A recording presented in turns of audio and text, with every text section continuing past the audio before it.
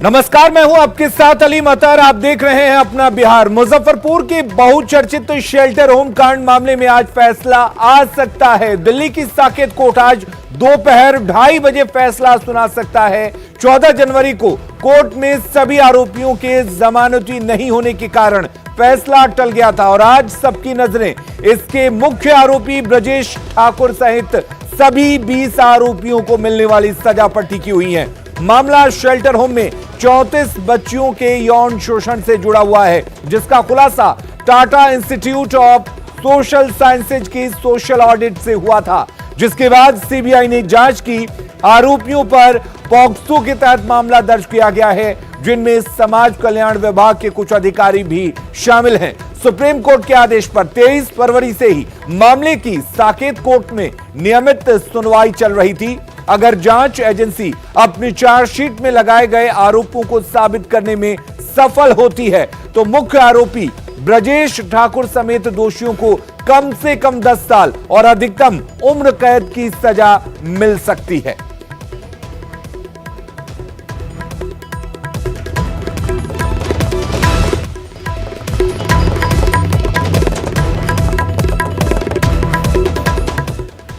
तो मुजफ्फरपुर बालिका गृहकांड में आज दिल्ली की साकेत कोर्ट का फैसला आ सकता है। इस फैसले पर पूरे देश की निगाहें टिकी हुई हैं। मुजफ्फरपुर संवाददाता प्रवीण ठाकुर ने वीरान पड़े बालिका गृह का जायजा लिया। मुजफ्फरपुर के चर्चित बालिका गृह कांड में आज दिल्ली के साकेत कोर्ट का फैसला आ सकता है। पिछले 3 तारीखों में किन्हीं खास वजहों से कोर्ट ने अपना फैसला नहीं सुनाया था। आज कोर्ट ने दिन के 2:30 बजे का दिन मुकर्रर किया है फैसले के लिए। सीबीआई ने पहले ही इस कांड के मुख्य सरगना ब्रजेश ठाकुर समेत 20 आरोपियों के खिलाफ कोर्ट में चार्जशीट दायर कर रखा है। यह परिसर बालिका गृह जो किराए के मकान में चलता था, उस समय सुर्खियों में आया जब टिस ने फरवरी में बिहार सरकार को अपनी रिपोर्ट दी। इसके बाद 31 मई 2018 को मुजफ्फरपुर में यह मामला दर्ज कराया गया और उसके बाद पुलिस ने तत्काल ब्रजेश ठाकुर समेत 6 आरोपियों की गिरफ्तारी की। बाद के दिनों में अन्य 14 आरोपियों की भी गिरफ्तारी हुई। कुल मिलाकर 21 में से 20 आरोपी फिलहाल जेल में बंद हैं और डॉक्टर पौर्मिला फरार है। लेकिन इस परिसर में जो फिलहाल वीरान पड़ा हुआ है, कभी गुलजार हुआ करता था। ब्रजेश ठाकुर और उनकी सहयोगी मधु प्रातः कमल अखबार के साथ साथ इस किराए के बालिका गृह को भी वास्तविक तौर पर संचालित करता था। लेकिन जब कोर्ट के आदेश के बाद निगम ने इस 5 मंजिली जो बालिका गृह है इसे तोड़ दिया और फिलहाल 2 मंजिली इमारत जो खंडरनुमा है दिख रही है और इस मामले में कुछ दिन पहले ही कार्रवाई करते हुए इस पूरे बिल्डिंग को सीज किया गया था। माना गया था जो करोड़ों की अकूत संपत्ति ब्रजेश ठाकुर ने कमाई है उस तौर पर इस मामले में कार्रवाई की गई है। लेकिन आज फैसले का दिन है और मुजफ्फरपुर समेत देश के तमाम लोगों की निगाहें इस बड़े बालिका गृह कांड पर है।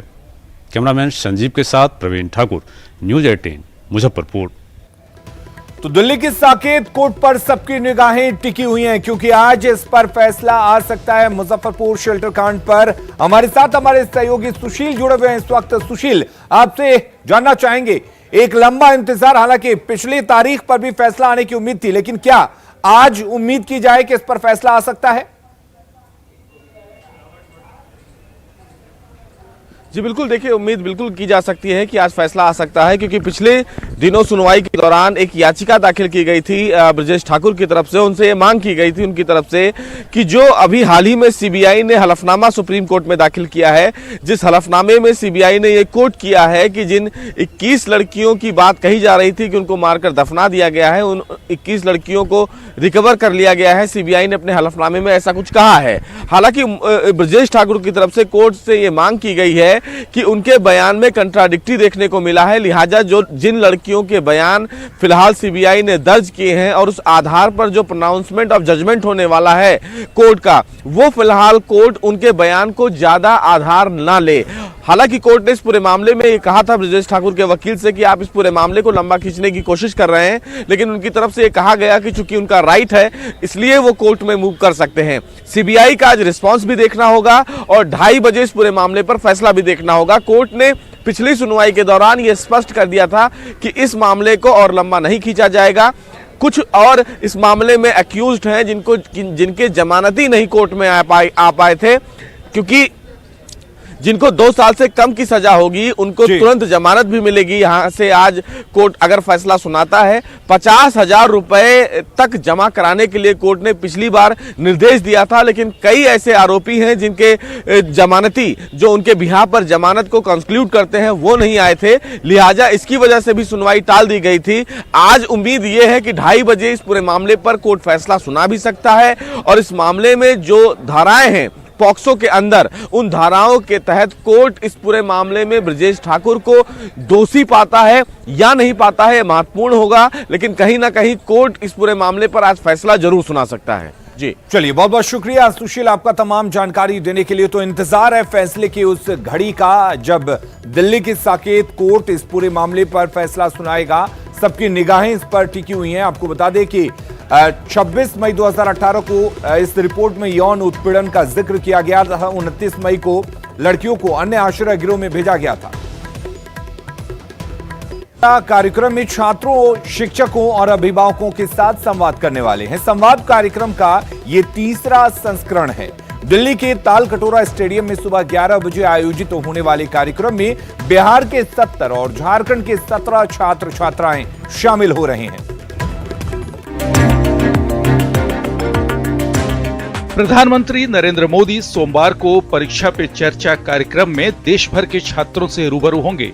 परीक्षा पे चर्चा कार्यक्रम दिल्ली के ताल कटोरा स्टेडियम में आयोजित किया गया है।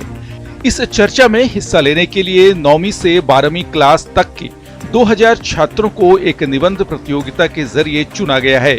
इस कार्यक्रम में छात्र पीएम मोदी से सवाल तो करेंगे ही, साथ ही इसमें पीएम मोदी देश भर के छात्रों को तनाव मुक्त होकर पढ़ाई करने की टिप्स भी देंगे। पीएम मोदी की छात्रों के साथ होने वाली परीक्षा पर चर्चा कार्यक्रम में इस बार एक खास वैल्यू भी जुड़ने वाला है। इस बार कार्यक्रम को 2 स्कूली बच्चे मिलकर होस्ट करेंगे। ये छात्र केंद्रीय विद्यालय के हैं। इससे पहले कार्यक्रम को होस्ट करने के लिए प्रोफेशनल एंकर को बुलाया जाता था। बता दें कि 2018 से पीएम मोदी की परीक्षा पर चर्चा कार्यक्रम का बेहद सकारात्मक असर बच्चों पर देखा गया है और उसी को देखते हुए इस बार कार्यक्रम को और विस्तृत रूप दिया गया है, जिससे पिछले सालों के मुकाबले हर साल छात्रों की भागीदारी भी बढ़ी है। Bureau report, news 18 network. और आज पीएम मोदी के परीक्षा पर चर्चा कार्यक्रम में हिस्सा लेने के लिए बिहार के छात्र दिल्ली पहुंच चुके हैं। बिहार के 15 जिलों के 70 बच्चे पीएम के इस कार्यक्रम में शामिल होंगे। छात्र पीएम के कार्यक्रम को लेकर काफी उत्साहित हैं। दिल्ली पहुंचे ये बच्चे पीएम से क्या सवाल पूछेंगे, आइए सुनते हैं।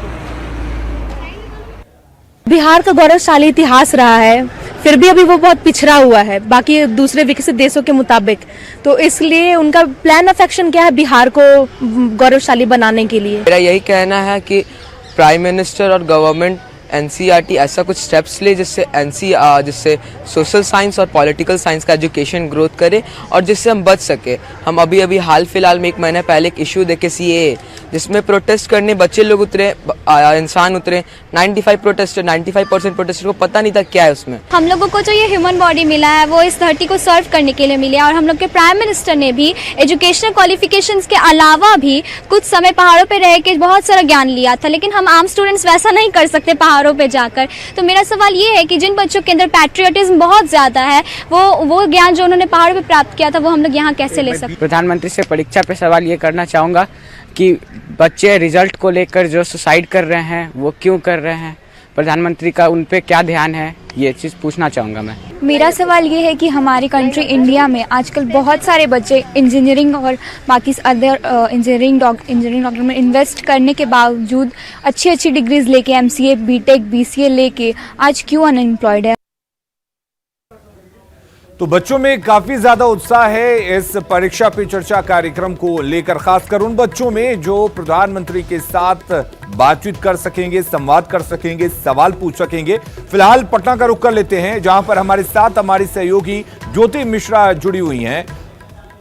और ज्योति, आपसे जानना चाहेंगे कि बच्चे कुछ दिल्ली की तरफ रुख कर चुके हैं, लेकिन जो बच्चे नहीं शामिल हुए हैं या फिर टेलीविजन के जरिए या दूसरे संसाधनों के जरिए इस चर्चा को सुनेंगे, देखेंगे उनमें किस तरीके का उत्साह है।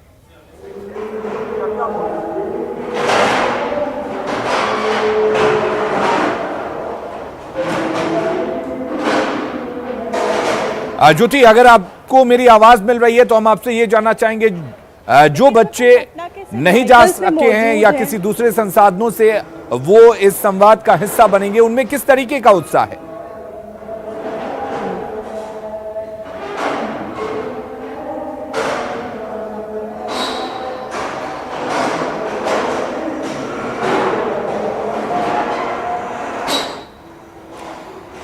ज्योति से हम एक बार फिर से जुड़ने की कोशिश करेंगे। शायद ज्योति तक हमारी आवाज नहीं पहुंच रही है, लेकिन आपको बता दें कि बच्चों में काफी ज्यादा उत्साह है। बिहार से भी कई बच्चे इस कार्यक्रम में हिस्सा लेने के लिए पहुंचे हुए हैं और उनके मन में कई तरह के सवाल हैं जो प्रधानमंत्री के इस कार्यक्रम परीक्षा पे चर्चा के दौरान प्रधानमंत्री के सामने रखेंगे। बच्चों में काफी उत्साह है, बच्चों के अंदर काफी कुछ जानने की चाहत भी है जो प्रधानमंत्री से वो जानना चाहेंगे। इसमें कई ऐसे सवाल भी बच्चों के मन में हैं जो समाज से जुड़े हुए हैं, जो देश के कई देश से भी कई मायनों में जुड़े हुए हैं। इसके अलावा अगर हम बात करें तो परीक्षा में किस तरीके से जो तनाव होता है उसको दूर किया जा सके, किस तरह का करियर बच्चों के लिए सही साबित हो सकता है, इन तमाम चीजों पर बच्चे चर्चा करने के लिए काफी उत्सुक हैं। आपको बता दें बिहार से भी कई ऐसे छात्र हैं जो प्रधानमंत्री से आज के इस कार्यक्रम में संवाद करेंगे। दिल्ली के ताल कटोरा स्टेडियम में इस समारोह का आयोजन किया गया, इस कार्यक्रम का आयोजन किया गया है जहां पर देश भर से करीब 2000 छात्र छात्राएं पहुंच रहे हैं। और सबसे बड़ी बात यह कि इस बार इस कार्यक्रम को होस्ट भी एक केंद्रीय विद्यालय के छात्र छात्रा कर रहे हैं।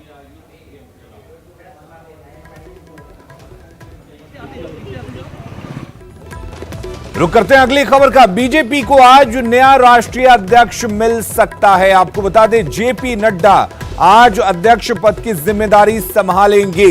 जेपी नड्डा निर्विरोध चुने जा रहे हैं, अध्यक्ष बनना उनका लगभग तय माना जा रहा है। नड्डा आज पार्टी अध्यक्ष पद के लिए नामांकन करेंगे और दोपहर बाद उनके नाम का औपचारिक ऐलान हो सकता है। कहा यह जा रहा है कि पीएम मोदी और अमित शाह उनके प्रस्तावक हो सकते हैं। नए अध्यक्ष के चुनाव के साथ ही पार्टी के वर्तमान अध्यक्ष अमित शाह का 5.5 साल से अधिक का कार्यकाल भी समाप्त हो जाएगा। मोदी सरकार के दूसरे कार्यकाल में अमित शाह के गृह मंत्री बनने के बाद बीजेपी ने उनका उत्तराधिकारी चुनने की कवायद शुरू कर दी थी, क्योंकि पार्टी में एक व्यक्ति एक पद की परंपरा रही है। नड्डा को बीते साल जुलाई में कार्यकारी अध्यक्ष नियुक्त किया गया था।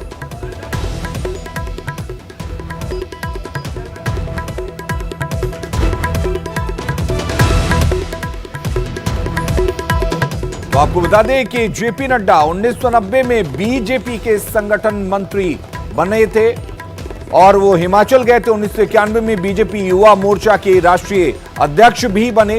कई ऐसे पदों पर रहे। मुरली मनोहर जोशी के नेतृत्व में तिरंगा यात्रा में भी वो शामिल हुए थे। 1993 में बिलासपुर से विधायक चुने गए। पहली बार जेपी नड्डा हिमाचल प्रदेश के बिलासपुर से हिमाचल प्रदेश में कैबिनेट मंत्री भी रहे। पीएम मोदी और अमित शाह की खास पसंद भी माने जाते हैं। तो आपको बता दें कि कई मायनों में जेपी नड्डा को नरेंद्र मोदी और अमित शाह का करीबी माना जाता है, उनकी खास पसंद माने जाते हैं। अमित शाह की तरह ही ये मैनेजमेंट में, प्रबंधन में काफी माहिर हैं। संघ का इनको समर्थन भी हासिल है, संघ इनको लगातार समर्थन देता रहा है। बेहद लो प्रोफाइल के रहते हैं, आम लोगों से जुड़े हुए रहते हैं। हिमाचल प्रदेश के बिलासपुर के रहने वाले हैं और 2014 के चुनाव में पार्टी मुख्यालय से पूरे अभियान की इन्होंने निगरानी की थी। पार्टी में कई अहम जिम्मेदारियां निभा चुके हैं। 2019 में यूपी का प्रभार भी इन्होंने बखूबी संभाला था। एसपी बीएसपी गठबंधन के बावजूद बीजेपी को 62 सीटें लोकसभा के चुनाव में दिलाई थी। शाह ने 2019 में हर सीट के लिए 50% वोट का लक्ष्य रखा था और कई ऐसे लक्ष्य को जेपी नड्डा ने पूरा किया था। और सूत्रों के हवाले से सियासी गलियारे से बड़ी खबर है, दिल्ली में बीजेपी और जेडीयू गठबंधन कर सकता है। बीजेपी जेडीयू को 2 सीटें दे सकती है। जेडीयू को बुराड़ी और संगम विहार की सीट मिल सकती है। अगर ऐसा होता है तो पहली बार बिहार के बाहर बीजेपी और जेडीयू का गठबंधन होगा। तो इस वक्त की बड़ी खबर दिल्ली से आ रही है। सूत्रों के हवाले से बड़ी खबर यह है कि दिल्ली के विधानसभा चुनाव में बीजेपी और जेडीयू का गठबंधन हो सकता है। जेडीयू को बीजेपी 2 सीटें दे सकती है और वो 2 सीटें संगम विहार और बुराड़ी की होंगी, जहां पर जेडीयू और बीजेपी गठबंधन में चुनाव लड़ेगी।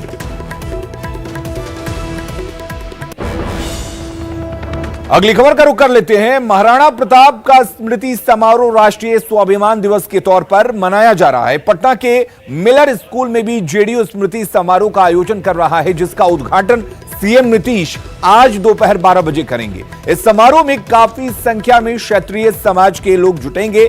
इसके साथ ही कई नेता और मंत्री भी हिस्सा लेंगे। लिहाजा इस समारोह के बहाने जेडीयू ने जातीय समीकरण साधने की कवायद शुरू कर दी है।